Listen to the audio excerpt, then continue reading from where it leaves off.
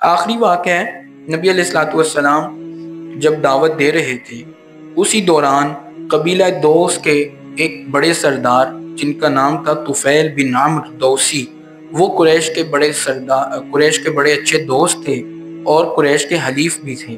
یہ کہتے ہیں کہ میں مکہ مکرمہ آیا تو مجھے قریش کے لوگ میرے پاس اکٹھے ہو گئے۔ انہوں نے کہا کہ ذرا بڑی احتیاط کرنا، بڑے دھیان سے رہنا، کیونکہ یہاں پر ایک ایسا نوجوان ہے جو ایسی باتیں کرتا ہے کہ بھائی بھائی سے جدا ہو جاتا ہے، بیٹا باپ سے جدا ہو جاتا ہے، خامن بیوی سے، بیوی خامن سے جدا ہو جاتی ہے۔ تم اس کا کلام نہ سننا، اس کا لہجہ بڑا مسحور کن ہے، وہ لوگوں کو اپنا گرویدہ بنا لیتا ہے۔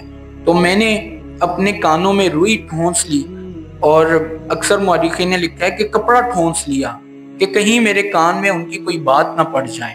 میں ایک دن بیت اللہ کا طواف کر رہا تھا تو نبی علیہ الصلوۃ والسلام وہاں نماز پڑھ رہے تھے، تو میرے کان میں نبی علیہ الصلوۃ والسلام کے قرآن پڑھنے کی آواز پڑی۔ میں تو نہیں سننا چاہتا تھا، لیکن اللہ تعالیٰ مجھے سنانا چاہتے تھے۔ میں نے پھر اپنے دل میں سوچا کہ تو اتنا بڑا شاعر ہے، شاعر بھی تھے، اور اتنا سمجھدار ہے کہ تیری قوم نے تجھے اپنا سردار بنایا ہوا ہے، پھر بھی کیا تو سچ اور جھوٹ میں، حق اور باطل میں، صحیح اور غلط میں پہچان نہیں کر سکتا؟ اللہ نے تجھے عقل دی ہے، میں سن لیتا ہوں کہ یہ کہتے کیا ہیں، اگر ان کا مذہب ان کی بات ٹھیک ہوئی تو قبول کر لوں گا، اور اگر بات ٹھیک نہیں ہوئی تو رد کر دوں گا۔ سیدھی سی بات ہے۔ کہتے ہیں کہ میں نے نبی علیہ الصلوۃ والسلام کا قرآن سنا، آپ اپنے گھر کی طرف جانے لگے۔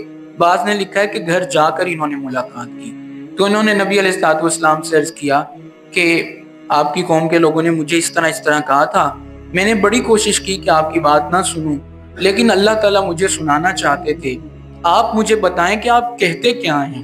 تو نبی علیہ الصلوۃ والسلام نے انہیں اسلام کی دعوت دی، انہیں قرآن کریم کی تلاوت سنائی، تو انہوں نے کہا کہ آپ کا مذہب بہت بہترین ہے، اور پھر یہ مسلمان ہوئے اور کہا کہ اللہ کے رسول، میری قوم میں میرا ایک بڑا نام ہے، میں اپنی قوم کو بھی اسلام کی دعوت دینا چاہتا ہوں۔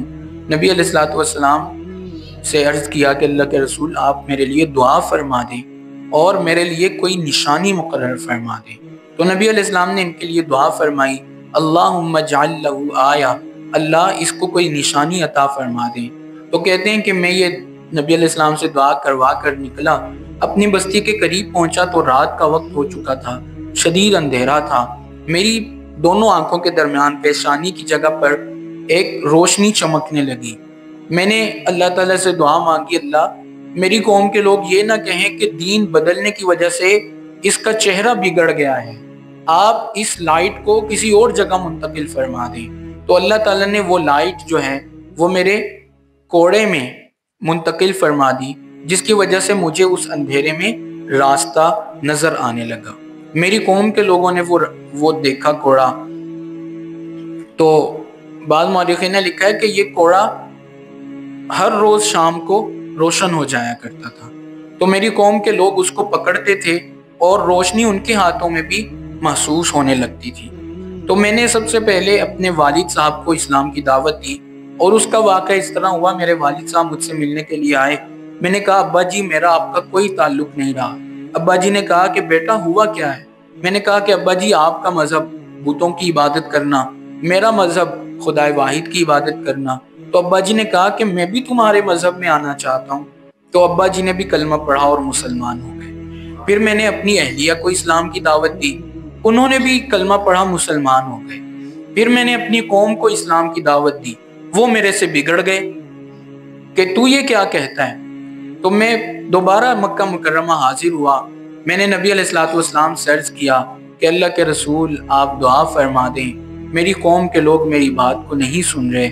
تو نبی علیہ الصلوۃ والسلام نے دعا فرما دی، بلکہ انہوں نے یہ فرمایا تھا نبی علیہ السلام سے کہ اللہ کے رسول میری قوم کے لیے بد دعا کر دیں، وہ تو اسلام لانا ہی نہیں چاہتے، لا ہی نہیں رہے۔ تو نبی علیہ السلام نے فرمایا کہ اللہ اس کی قوم کے دل نرم فرما دیجئے، اور ان سے فرمایا کہ تم اپنی زبان کو نرم کرو اور نرمی سے انہیں دعوت دو۔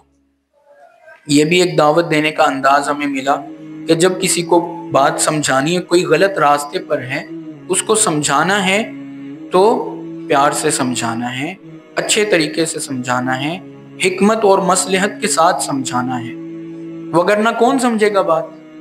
تو بہرحال نبی علیہ الصلوۃ والسلام نے ان کے لیے یہ دعا فرمائی، اور پھر یہ دوبارہ قوم میں گئے، اور خیبر کے موقع پر، خیبر کا مطلب یہ ہوا کہ اس وقت نبی علیہ السلام مدینہ منورہ ہجرت کر چکے تھے، بدر بھی ہو چکا ہے، احد بھی ہو چکا ہے، خندق بھی ہو چکی ہے، اور صلح حدیبیہ بھی ہو چکی ہے۔ اس کے بعد یہ نبی علیہ الصلوۃ والسلام کے خدمت میں مدینہ منورہ حاضر ہوئے، اور ان کے ساتھ 70 یا 80 گھرانے تھے قبیلہ دوس کے۔ آپ اس وقت خیبر میں ہی تھے، خیبر فتح ہو چکا تھا۔ آپ نے پھر مال غنیمت میں سے انہیں بھی حصہ دیا، اور آپ کا ایک بڑا نامی گرامی شاگرد بھی یہ ساتھ لے کر آئے تھے۔ بھلا کون؟ حضرت ابو ہریرہ رضی اللہ تعالیٰ، وہ بھی قبیلہ دوس کے تھے، اور اسی موقع پر، خیبر کے موقع پر، وہ نبی علیہ الصلوۃ والسلام کے پاس آئے حضرت طفیل بن عمرو دوسی رضی اللہ عنہ کے ساتھ۔